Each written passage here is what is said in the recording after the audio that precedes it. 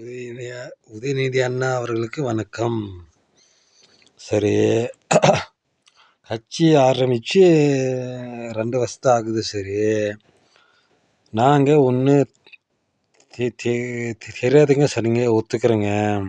நாங்கள் பேசுகிற இந்த சிஎம் விஜய்னு பேசுகிற பேச்சு தெரியாது, ஒத்துக்கிறேங்க. ஓகேங்களா? நீங்கள் ஃபஸ்ட்டு என்னென்ன பேசுனீங்க? எனக்கு அரசியல் எனக்கு பதிவெல்லாம் முக்கியம் இல்லை.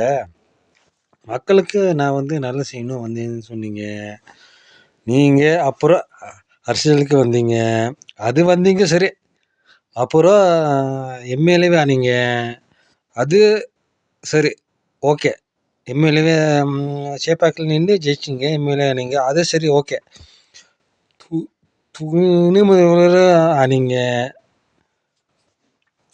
சரி, எம்எல்ஏ பதவி நின்று ஜெயிச்சிங்க, ஓகே. துணை முதல்வர் உங்களுக்கு என்ன இதுக்கு கொடுக்கணும்? வாய் விட்டு பேசணுமாண்ணே? யாரு? உங்கள் அப்பா, உங்கள் தாத்தா, உங்கள் அப்பா, அப்புறம் நீ இப்போ எதிர்கட்சி தலைவர் வேற. உங்களுக்கு சீனியர் ஏகப்பட்ட ஆளுங்க இருக்காங்க. நீங்கள் எதுக்குங்க எதிர்கட்சி தலைவர் ஆகணும்? அதுதான் குடும்ப ஆட்சிக்கும் இந்த ஆட்சிக்கும் வித்தியாசங்கிறது.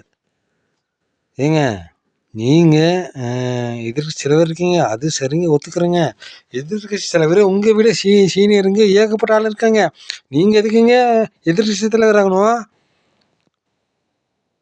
நான் ஒன்று கேட்குறேங்க, நீங்கள் எதுக்கு எதிர்கட்சி தலைவர் ஆகணும்?